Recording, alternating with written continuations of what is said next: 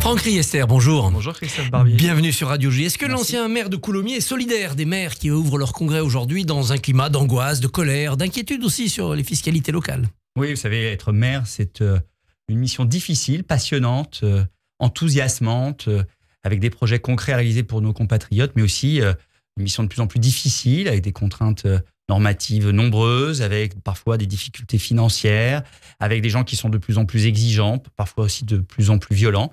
Donc, être maire, c'est une mission difficile, et donc je suis solidaire des maires de France, bien évidemment. Est-ce que les maires, les présidents de département, de région dépensent trop? Est-ce qu'ils sont responsables de nos déficits? Et je pense qu'on a un problème général en France autour des finances publiques. Chacun doit faire un effort.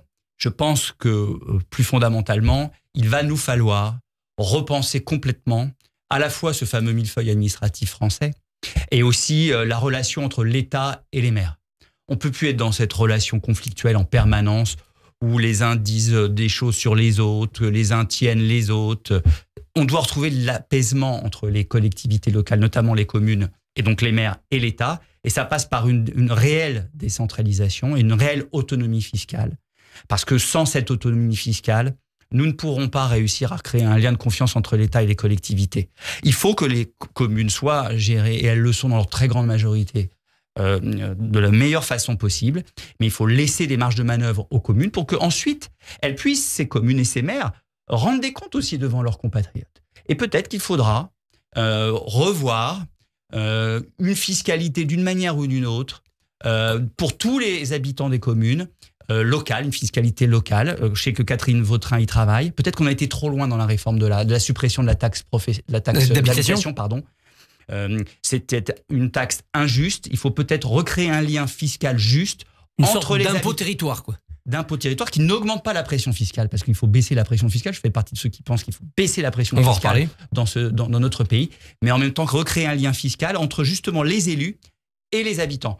Et en laissant les collectivités avoir la main, l'autonomie fiscale qu'ils sont de plus en plus privés et qui crée des problèmes de confiance entre l'État et les collectivités. L'autre colère du moment, c'est celle des agriculteurs, et je suppose qu'en Seine-et-Marne, ils sont nombreux aussi à se mobiliser. Vous craignez que ça prenne la dimension de ce qu'on a connu au début d'année? Oui, parce qu'ils sont dans une situation très difficile, notamment parce qu'il y a eu des prix mondiaux d'un certain nombre de denrées qui ont été en baisse, parce qu'il y a eu un climat cette année catastrophique, notamment pour les grandes cultures. Trop de pluie. Beaucoup trop de pluie. S'ajoute en plus un certain nombre d'espoirs qui n'ont pas pu être satisfaits à cause de la dissolution. La loi est restée. Oui, la loi notamment qui est dans les tuyaux, qui devrait, et ça c'est une bonne nouvelle d'après ce que l'on sait, être à l'ordre du jour du Sénat, puisque ça a été voté à l'Assemblée nationale du Sénat en début d'année. C'est une loi qu'avait préparée Gabriel Attal et Marc Fesneau. Il y a un certain nombre de dispositions qui avaient été, vous savez, les 70 propositions de Gabriel Attal et de Marc Fesneau pour répondre à la colère des agriculteurs. Certaines ont été tenues sur le gazole. Certaines ont été tenues sur le GNR, etc. Effectivement, d'autres sont à venir et vont arriver notamment dans le cadre du budget 2025. Il faut tenir ces engagements. Mais c'est vrai qu'on peut comprendre cette impatience et qui s'accumule avec cette épée de Damoclès de la signature potentielle de l'accord avec le Mercosur, c'est ces pays d'Amérique du Sud qui créent des torsions de concurrence très importantes avec ces pays-là. L'Italie rejoint le camp des contre, la minorité de blocage, on peut peut-être l'atteindre au niveau européen. Oui, il y a deux si jamais devait y avoir un accord signé par la Commission, il y a deux façons de bloquer ensuite l'accord. Un, en Conseil européen, c'est-à-dire les chefs d'État. Donc, il faut une minorité de blocage de pays. Et la France, aujourd'hui, n'est pas seule. Il y a notamment l'Italie qui vient d'annoncer qu'elle était en l'état. Pologne, Autriche, peut-être les Pays-Bas. Donc, on peut y avoir une minorité de blocage là. Et puis, il y a aussi le Parlement européen, puisque à ce moment-là, ce texte doit passer par le filtre du Parlement européen. Et les choses se joueraient, a priori, d'après ceux qui connaissent très bien les questions du Parlement européen, à peu de choses. Et donc, il faut essayer de mobiliser toute l'énergie diplomatique, et le président de la République, le Premier ministre, et la ministre de l'Agriculture et le ministre des Affaires étrangères y travaillent pour avoir des pays qui nous soutiennent dans ce blocage de cet accord de libre-échange avec le Mercosur. Vous savez, moi, je suis ancien ministre du Commerce extérieur, je ne suis absolument pas contre les accords de libre-échange par principe. J'ai soutenu et je continue de soutenir celui avec le Canada, mais celui qui a été négocié depuis des dizaines d'années avec les pays d'Amérique du Sud n'est plus en phase avec ce qu'on attend aujourd'hui d'un accord de libre-échange, c'est-à-dire des protections pour nos producteurs et un respect des normes environnementales. Mais il est bon cet accord pour la pharmacie, pour la chimie, pour l'aéronautique et même pour la viticulture, les produits laitiers. Oui, il est bon sur un certain nombre de points, mais il est mauvais sur d'autres. Et la balance entre les deux nous oblige à nous opposer très clairement, comme on l'a toujours fait à cet accord, et à mobiliser toute notre énergie pour que la Commission ne signe pas cet accord. Et si elle devait le signer, à ce moment-là, de tout faire pour que les chefs d'État, c'est-à-dire les États et le Parlement, bloquent la ratification. Chiffre inquiétant ce matin dans l'étude EY sur l'attractivité de la France. 49% des investisseurs mondiaux réduisent leurs projets en France. La France est moins attractive. Pourquoi ? Vous savez, la situation aujourd'hui n'est pas simple pour le gouvernement. Il y a des problèmes budgétaires français, il y a une conjoncture économique, notamment en Europe, qui est mauvaise. Et donc, il y a beaucoup d'obstacles à franchir. Mais la priorité des priorités, qui vient avant toutes les autres, doit être celle de la compétitivité, de l'attractivité. Donc, il ne faut pas augmenter l'impôt des entreprises. Donc, il faut, en premier lieu, et c'est le combat du groupe Ensemble pour la République, présidé par Gabriel Attal, que nous menons, qui est d'abord de ne pas augmenter le coût du travail.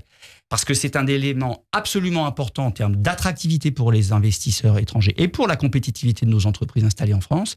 Et c'est un élément très important pour l'emploi, et donc pour l'emploi de nos compatriotes. Vous avez des garanties de Michel Barnier là-dessus ? Alors, on a des discussions, il nous écoute.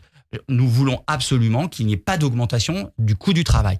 Et plus largement, qu'on continue d'avoir cette politique de l'offre, cette politique de compétitivité qui permet de faire en sorte que nos entreprises soient à armes égales dans ce combat terrible économique et commercial qui est ce combat mondial aujourd'hui avec la Chine, avec les États-Unis. On voit avec l'arrivée de Trump à quel point ça va être difficile, qui sont des adversaires économiques très rudes, et il faut armer nos entreprises. Et donc la priorité des priorités doit être celle de la compétitivité. Et oui, tout ce qui est instabilité fiscale, vous parliez de l'impôt sur les sociétés, est mauvais pour notre économie. Parce que les investisseurs ont besoin de visibilité, ont besoin de stabilité, ils ont besoin d'un niveau acceptable de fiscalité, mais ils ont besoin aussi qu'il y ait d'une stabilité, c'est-à-dire de pouvoir se projeter pour investir. Et on voit bien qu'il y a un certain nombre d'anticipations, d'augmentation d'impôts dans les choix à la fois des entreprises en France, mais aussi des investisseurs étrangers, qui est très inquiétante. Quand je vois qu'il y a, pour les 200 plus grandes entreprises étrangères qui sont installées en France, que presque la moitié d'entre elles sont en train non pas de stopper complètement leurs investissements, mais de les suspendre, les repousser, c'est très inquiétant. Et donc, il faut bâtir une nouvelle stratégie économique. C'est ce que propose Gabriel Attal avec son New Deal économique, pour vraiment qu'on prenne à bras-le-corps cette question, qu'on ait une vraie stratégie économique de nouveau dans ce pays. Et c'est ce que nous appelons de nos voeux, et nous travaillons en bonne intelligence avec Michel Barnier dans ce sens-là. Et on en verra les premiers fruits éventuels lors du budget qui devrait passer, le Premier ministre n'en s'en cache pas, par un 49-3. Jean-Luc Mélenchon dit il y aura un gouvernement renversé avant les fêtes de fin d'année. 49-3, donc motion de censure. Le RN, depuis hier, dit oui, on pourrait voter la motion de censure. Le RN bousculé par son procès. Le gouvernement va tomber ? On voit bien que la gauche, qui est conduite par l'extrême gauche, et l'extrême droite peuvent effectivement s'allier pour faire tomber le gouvernement. C'est vrai. Mais chacun d'être devant ses responsabilités. Dans la situation du pays, face aux obstacles et aux enjeux que nous avons à relever, eh bien, il faut de la stabilité, et il faut plutôt être constructif et à bâtir des projets de loi en tenant compte des points de vue des uns et des autres, plutôt que de s'opposer et de faire tomber les gouvernements. Mais c'est vrai que bien évidemment, s'il y a une motion de censure, il y a un risque de renversement du gouvernement. Nous, les partis du socle commun, c'est-à-dire l'ancienne majorité présidentielle et les LR... Est-ce que ça existe vraiment, ce socle commun ? Nous soutenons Michel Barnier, mais il faut qu'on ait aussi, nous, la preuve qu'il y a une écoute de la part du Premier ministre. Je pense que les choses vont dans le bon sens en ce moment. Et puis, il faut absolument que d'autres, et je pense au Parti socialiste, je pense aux centristes du groupe Lyot, soient en responsabilité pour veiller à ce qu'il n'y ait pas de renversement du gouvernement. Vous croyez vraiment que François Hollande et LPS vont sauver le gouvernement Barnier ? Écoutez, je ne sais pas, mais ça, chacun doit... Ils n'ont pas voulu accepter qu'un des leurs soit Premier ministre, M. Cazeneuve, en l'occurrence, je ne parle pas de François Hollande, mais je pense de la NFP en général.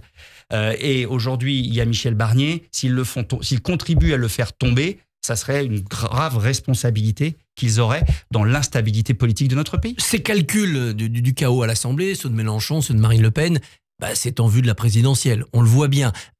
Est-ce que Michel Barnier n'a pas raison quand il dit le socle commun doit avoir un candidat à la présidentielle, sinon ça sera Mélenchon-Le Pen le second tour? Bon, moi j'y suis tout à fait favorable, bien évidemment. Et je pense qu'on doit travailler à ce que, notamment dans les élections partielles, là, par exemple, il y a des élections partielles dans les Ardennes et en Isère. On a des candidats sortants qui se représentent, qui étaient battus en 2024, en juillet 2024 dans les Ardennes. L'autre, c'est l'ancienne suppléante d'Olivier Véran qui se présente dans l'Isère. Et pour l'instant, il y a des candidats LR face à ces candidats-là. C'est pas sérieux.